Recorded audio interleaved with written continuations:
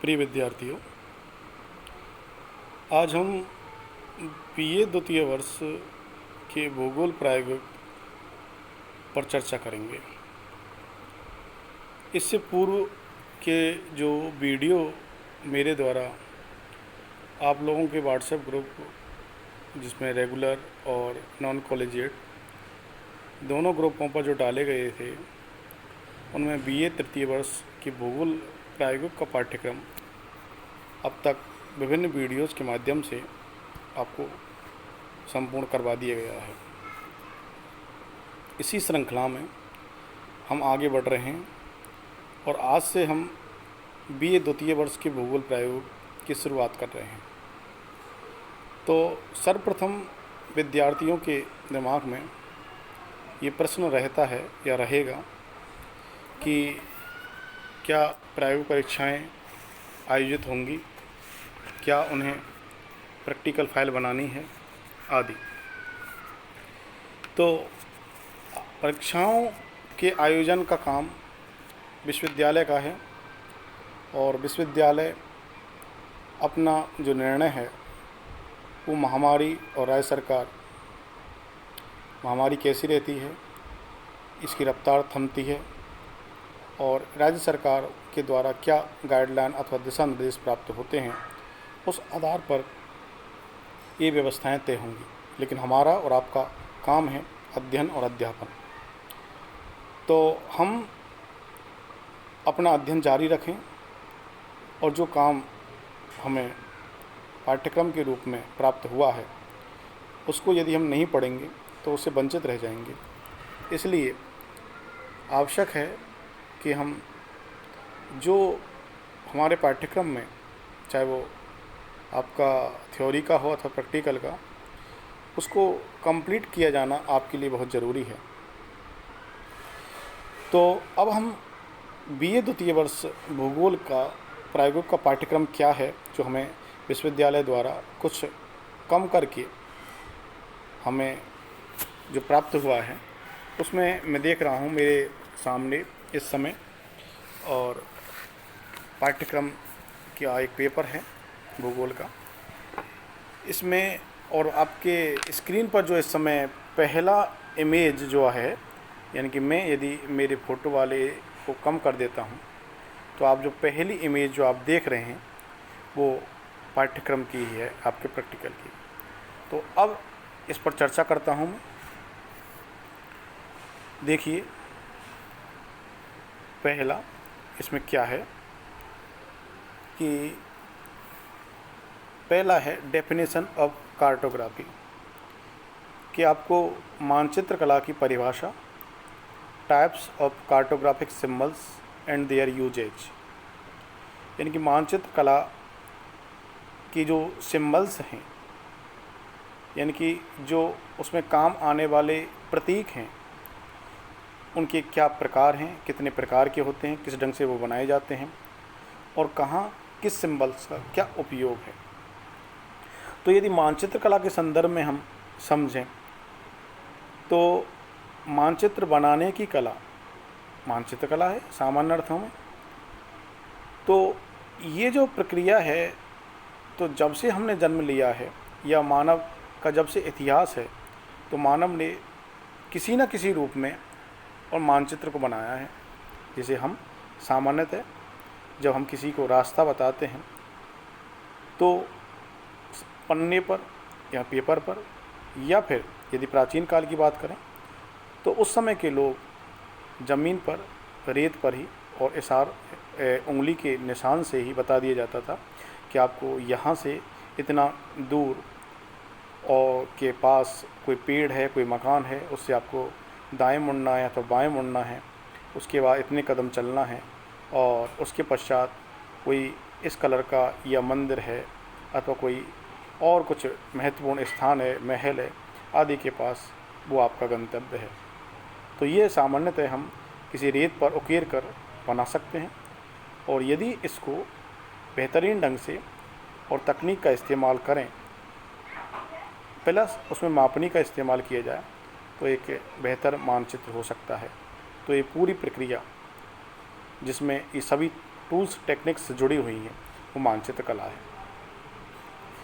तो धरातल के किसी भी क्षेत्र का और मापनी की सहायता से और उसका मॉडल बना देना, मानचित्रण कर देना ही मानचित्र कला है।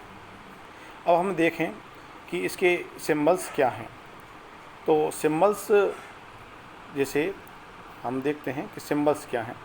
तो जैसे अभी मैंने आपको बताया था कि मानचित्र कला की जो परिभाषा है वो F.J. मॉन्कहाउस, एक बहुत बड़ा भूगोलविद अतः कार्टोग्राफिक्स रहा है, कार्टोग्राफिक, और उसने कहा है, आप देखें आपके स्क्रीन पर है इस समय, कि धरातल पर यानी कि इसको आप परिभाषा को देखें कि धरातल के वास्तविक सर्वेक्षण के से और मानचित्र मुद्रण तक, यानी जब तक मानचित्र बन जाता है तब तक मानचित्र के प्रक्रमों, यानी पूरी मानचित्र की जो प्रक्रिया है कि संपूर्ण श्रृंखला इस मानचित्र कला में सम्मिलित होती है। तो ये मानचित्र कला है। अब आप देखें कि अभी जो शब्द आया है इसमें लिखा हुआ है कि सिंबल्स क्या हैं मानचित्र कला के।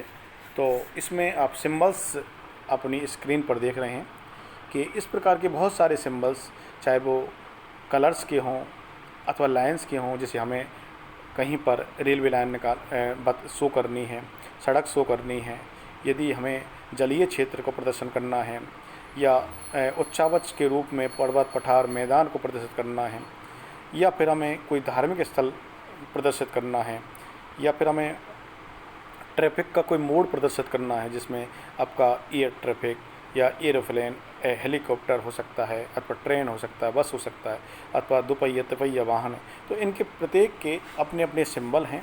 और अथवा जैसे कहीं झील है, अथवा तालाब है, अथवा कहीं भूकंप है, ज्वालामुखी है, इनके सब के सिंबल्स हम अपने किसी भी मानचित्र पर प्रदर्शित कर सकते हैं और उसके माध्यम से मानचित्र का अध्ययन किया जा सकता है अथवा उसके पर्टिकुलर क्षेत्र का अध्ययन किया जा सकता है। तो ये सिंबल्स होते हैं।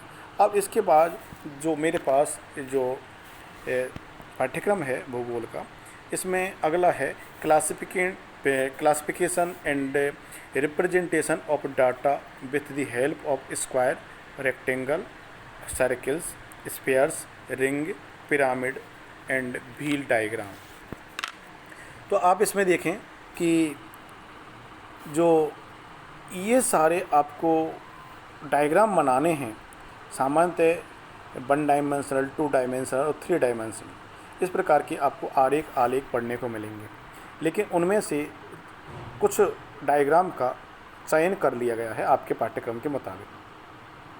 तो सबसे पहले इसमें जो डायग्राम है वो है स्क्वायर, यानी कि आप इसमें देख रहे हैं स्क्वायर, यानी कि वर्ग आरेख। इसमें जो भी हमें प्रोडक्शन किसी स्टेट का अथवा अपने देश का अथवा कोई क्षेत्र विशेष का मिलता है, उसमें हम जैसे आप कैलकुलेशन इसमें देख रहे हैं कि हम वर्ग की इकाई निकाल करके उसका वर्गमूल निकाल लेते हैं और उसके बाद वर्ग की भुजा निकल जाती है। क्योंकि आपको पता है कि वर्ग की 4 भुजाएं बराबर होती हैं, तो यदि एक भुजा यदि निकल जाए तो उससे हम 4 भुजाएं बना सकते हैं। तो ये वर्ग।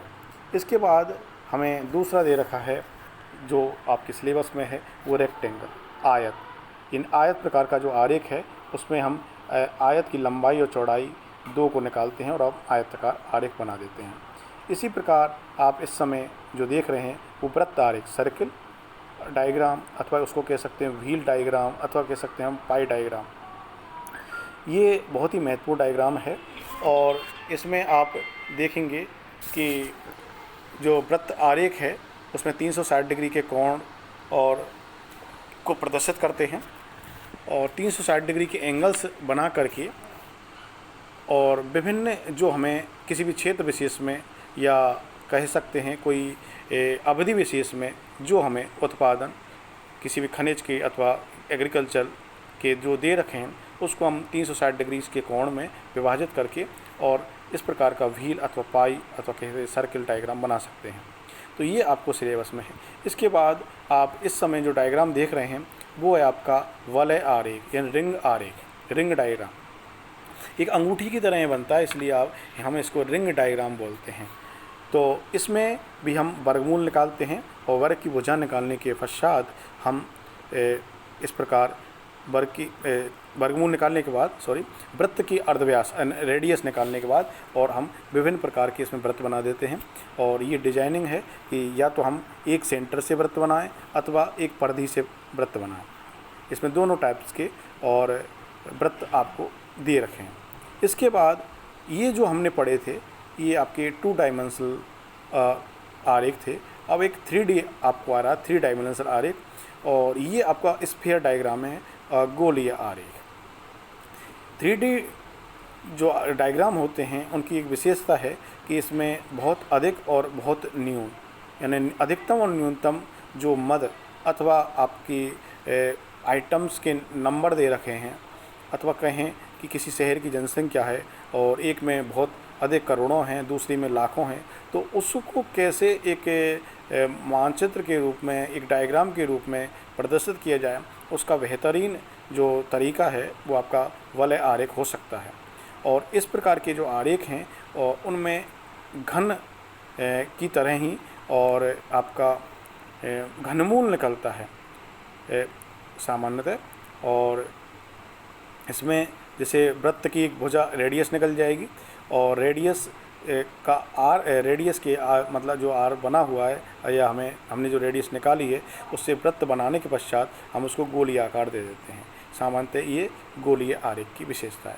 इसके बाद जो हमने अभी 2D और 3D पढ़े थे, जिनमें 2D में आपका वर्ग, आयत इस प्रकार के थे, 3D में आपका गोलीय था, लेकिन 1D यानी कि सिंगल डायमेंशनल में जो है वो आपका पिरामिड प्रकार का आरेख है।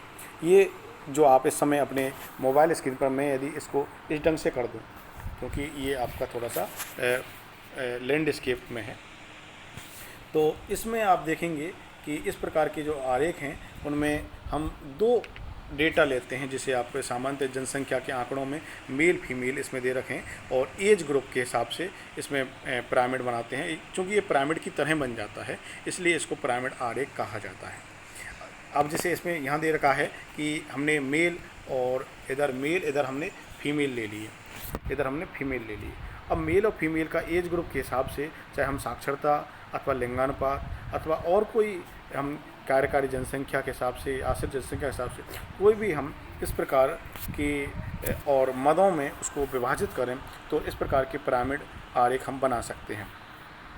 इसके बाद अगला जो इसमें मैं देख रहा हूँ कि classification and usages of maps, जो सेकंड सेक्शन है, सेक्शन बी है, वो अब यहाँ से चालू होता है कि आपके लिए मानचित्रों का अध्ययन इसमें करना है। और उसमें आपको देखा classification and usages of map, इन मानचित्रों का वर्गीकरण और उसका उपयोग, यानी आप इसमें ये पढ़ोगे कि मानचित्र क्या है, किसे कहते हैं और उनका वर्गीकरण करना है, आपको उपयोग पढ़ना है। तो पहले तो हम ये देखें कि मानचित्र है क्या। इसमें भी आपको, जैसे मैंने मानचित्र कला के बारे में बताया था, उसी प्रकार इसमें आपको यहाँ देखेंगे आप कि मानचित्र किसे कहते हैं। उसकी परिभाषा एफ.जे. मोंकहाउस द्वारा लिखी हुई है कि निश्चित मापनी के अनुसार धरातल के किसी भाग के लक्षणों के समतल सतह पर निरूपण। लेकिन एक शब्द जो महत्वपूर्ण है वो आप इसमें देख रहे होंगे कि वो है आपका मापनी, क्योंकि बिना मापनी के और मानचित्र केवल आउटलाइन भर है, एक आइडिया भर है, या कहते हैं एक जैसे सामान्यतः जो कहते हैं कि एक दृष्टि में जो देखा हुआ जो मानचित्र है या आरेख है वो है, वो उसको एक्चुअल एक्चुअल मानचित्र नहीं मान सकते यदि उसमें मापनी नहीं है, मापनी के द्वारा यदि वो निर्धारित नहीं है। इसलिए मापनी का इस्तेमाल किया जाना अति आवश्यक है। और धरातल का कोई सा भी भाग ले सकते हैं, संपूर्ण पृथ्वी भी ले सकते हैं और उसका कोई भाग भी ले सकते हैं, यानी छोटा बड़ा कोई सा भी हो सकता है, उसको समतल सतह पर हम प्रदर्शित करते हैं अथवा निरूपित करते हैं। ये सामान्यतः मानचित्र की परिभाषा है। अब मानचित्र की परिभाषा के पश्चात हम ये देखेंगे कि उसका उपयोग क्या है। देखिए यहाँ पर मानचित्रों के उपयोग से हेडिंग से और मैंने ये आपको लिया है कि मानचित्र का उपयोग क्या है। अब मानचित्र का उपयोग जो भी व्यक्ति जिस रूप में उसका इस्तेमाल करना चाहे, जैसे सैनिक अपनी सेना में इस्तेमाल, जैसे इसमें एक डायग्राम है और इसमें आप ये देखेंगे कि विभिन्न प्रकार से इसका उपयोग किया जा सकता है। भूगोलवेत्ता संपूर्ण पृथ्वी के अध्ययन के रूप में मानचित्र का अध्ययन करता है। एक जो आर्मी मैन है वो अपने सीमाई क्षेत्रों में, सीमावर्ती क्षेत्रों में उसका उस रूप में अध्ययन करता है कि कहाँ पर दो देशों की सीमाएं संपर्क कर रही हैं, किस प्रकार उनकी हिफाजत करनी है। इसी प्रकार जलवायु वेत्ता उसको जलवायु के रूप में, भूगर्भवेत्ता भूगर्भ रूप में, मृदा विज्ञानी मृदा के अध्ययन के रूप में, इस प्रकार एग्रीकल्चर के रूप में एग्रीकल्चर वाले कृषक किस प्रकार कहाँ मृदा कैसी है, कहाँ पर किस प्रकार एग्रीकल्चर ली जा सकती है, रोपण अथवा कॉमर्शियल अथवा एक्सटेंशन जो भी खेती हैं उसको हम कहाँ कैसे कर सकते हैं।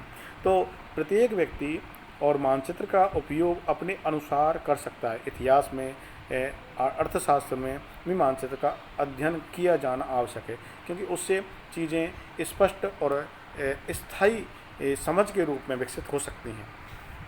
इसके बाद हम मानचित्र का वर्गीकरण, इसमें क्लासिफिकेशन ऑफ मैप्स आया है कि मानचित्र का वर्गीकरण का एक टेबल आपको यहाँ पर मिलेगी। इसमें आप देखें एक टेबल बनाई हुई है कि मानचित्रों के प्रकार यानी वर्गीकरण क्या है। तो आप इसमें देखें कि मानचित्रों के जो प्रकार हैं उसमें कई रूपों में, जैसे मापनी के अनुसार अथवा हम कहें कि स्थलाकृतिक लक्षणों के आधार पर, उद्देश्य के आधार पर, रचना विधि के अनुसार बहुत सारे मानचित्र बनाए जा सकते हैं, जिसे हम सामान्यतः मापनी के अनुसार लें। तो मापनी के अनुसार में, और आप देखेंगे कि जो देखिए मापनी के अनुसार में आप देखेंगे कि जैसे बड़ी मापनी, छोटी मापनी, जैसे पटवारी आदि के जो मानचित्र होते हैं और ये बड़ी मापनी पर सामान्यतः होते हैं, और भू संपत्ति के जो मानचित्र हैं। लेकिन आपके एटलस मानचित्र है अथवा जो दीवारी मानचित्र हैं वो लघु मापनी पर होते हैं, क्योंकि एक एटलस में जो कि मुश्किल से 15-20 सेंटीमीटर का आपका पेज है या 10 सेंटीमीटर का आपका आकार है, उस पर विश्व को प्रदर्शित करना, इसलिए छोटी मापनी का इस्तेमाल उसमें किया जाता है। स्थलाकृतिक मानचित्रों में भी हम ये देखेंगे कि किसी स्थिति विशेष में कि विभिन्न भौतिक और सांस्कृतिक लक्षणों के आधार पर उसका अध्ययन किया जा सकता है, और उद्देश्य के आधार पर इसमें, जैसे अभी मैंने बताए थे आपको कि राजनीति, इतिहास, मृदा विज्ञान, सामरिक आदि हितों के आधार पर और हम मानचित्र बना सकते हैं, उनका अध्ययन कर सकते हैं। इस पर रचना विधि के अनुसार भी गुणात्मक और मात्रात्मक प्रकार के मानचित्र बनते हैं, जैसे आपको डॉट मेथड वाले अथवा वर्णमात्री प्रकार के जो भी आपके इस पाठ्यक्रम में भी हैं, उनको हम अध्ययन आगे चलकर इसी अभी करेंगे। इसके पश्चात आप देखेंगे कि यहाँ अगला जो आपका सिलेबस में है वो है कुछ मानचित्र जो अभी हमने देखे रचना शैली के आधार पर, कि गुणात्मक और मात्रात्मक जो हैं। आप इसमें देखेंगे कि यहाँ पर दे रखा है अमात्रात्मक और यहाँ दे रखा है मात्रात्मक। अमात्रात्मक मतलब क्या है? गुणात्मक। तो यहाँ पर अमात्रात्मक शब्द है। अब इसमें आपके सिलेबस में जो है वो 4 प्रकार के आरेख इसमें बताए गए हैं, और उसमें है आइसोप्लेथ, कोरोफ्लेथ और कोरोक्रोमेट्रिक और कोरो स्केमेटिक। ये 4 एंड डॉट, ये 5 आपको डायग्राम बनाने हैं। तो आप इसमें देखेंगे कि किस प्रकार इन डायग्राम्स को आपको बनाना है, और इनको हम 2 भागों में बांट सकते हैं। अभी जो मैंने बताया था कि क्वालिटिव और क्वांटिटिव, ये गुणात्मक और मात्रात्मक। तो अभी जो आपके सिलेबस में हैं 5 डायग्राम, उसमें आपका आइसोप्लेथ, कोरोप्लेथ, ये और एक है आपका डॉट मेथड। ये 3 जो मैप अथवा आरेख आपको बनाने हैं वो आपके मात्रात्मक हैं, यानी कि वैल्यू के आधार पर उनका अंकन होगा। लेकिन दूसरा जो कोरोस्मेटिक और आपका कोरोक्रोमेटिक और कोरोस्मेटिक हैं, यानी आपके रंग आरेख विधि से मात्रा आरेख बनाना, और दूसरा है वर्ण प्रतीक की माध्यम से आरेख बनाना। ये दोनों आपके क्वालिटिव अथवा अमात्रक तत्व श्रेणी में आते हैं। इसमें आप देखेंगे, जैसा कि मैंने इसमें जो इमेज आपको मैं बता रहा हूँ उसमें एक शब्द है कोरोक्रोमेटिक, इसमें जिसे मैंने अंडरलाइन भी कर रखा है, आप ये देखें कोरोक्रोमेटिक। ये जो होते हैं कोरोक्रोमेटिक, वो आप रंग आरेख प्रकार के होते हैं, जिनमें हम जैसे आप कहीं दीवारों पर मानचित्र जब देखते हैं तो विभिन्न स्टेट्स के जब उसमें जो होता है विभिन्न कलर से, जैसे किसी को पीला कर दिया, हरा कर दिया, नीला कर दिया, लेकिन सामान्यतः ध्यान रखा जाता है कि जब हम राजस्थान के हिस्से को पीला कर रहे हैं तो राजस्थान के पड़ोस वाले हिस्से को पीला ना करें। तो जो भी कलर हम किसी स्टेट को दे रहे हैं वो पड़ोसी स्टेट को ना दें, नहीं तो वो मिला हुआ प्रतीत होगा। तो ये ध्यान रखने की बात है इसमें। दूसरा, इसके बाद जो अगला है आपका वर्ण प्रतीकी, कोरो स्कीमेटिक, ये जो आप अपनी मोबाइल स्क्रीन पर देख रहे हैं, इसमें ये होता है कि हम जो भी जैसे किसी फसल का अथवा किसी आपका सेटलमेंट का, इन आवासीय क्षेत्र का जब हम वर्णन प्रस्तुत कर रहे होते हैं अथवा प्रदर्शन कर रहे होते हैं, तो जैसे आप इसमें देख रहे हैं कि हमने और जो मानचित्र बनाया है उसमें और हमने जैसे सेटलमेंट दिखाया है, तो यहाँ पर हम देखेंगे कि हमने आवासों के चित्र बना दिए। तो ये एक प्रदर्शन की एक विधि है। दूसरी विधि ये भी है, जैसे माना कि हमें चावल, मक्का, गेहूँ दिखाने हैं, तो हम उनके वर्णों के प्रतीक अथवा प्रतीक प्रस्तुत कर दें। जैसे हम जैसे राइस है तो चावल दिखाना है, तो चावल का हम आर, जैसे हम व्हीट हम दिखाना चाहते हैं गेहूँ, तो उसका व्हीट का डब्लू प्रदर्शित कर दें। यदि हम टी, चाय दिखाना चाहते हैं तो चाय का टी, उस मानचित्र में जहाँ पर चाय का उत्पादन होता है वहाँ टी जैसे वर्ण लिख दें। तो इस रूप में भी हम इस वर्ण प्रतीकी का इस्तेमाल कर सकते हैं। कहीं हम इसका इस्तेमाल है वो सामान्यतः, जैसे हमने लोहा, अयस्क अथवा खनिजों का हमें अध्ययन करना है अथवा प्रदर्शन करना है, तो हम जैसे किसी को इस क्रॉस दे दिया, किसी को आयत दे दिया, किसी को वर्ग दे दिया, किसी को माइनस दे दिया, किसी को भाग का निशान दे दिया, इस प्रकार हम, और रेक्टेंगल अथवा स्क्वायर अथवा सर्किल, इस प्रकार हम ज्योमेट्रिकल जो सिम्बल्स हैं वो भी हम दे सकते हैं। ये वर्ण प्रतीकी का गुण है। अब तीसरा जो आप इसमें देख रहे हैं आपकी मोबाइल स्क्रीन पर, वो है आपका वर्णमात्री। इस प्रकार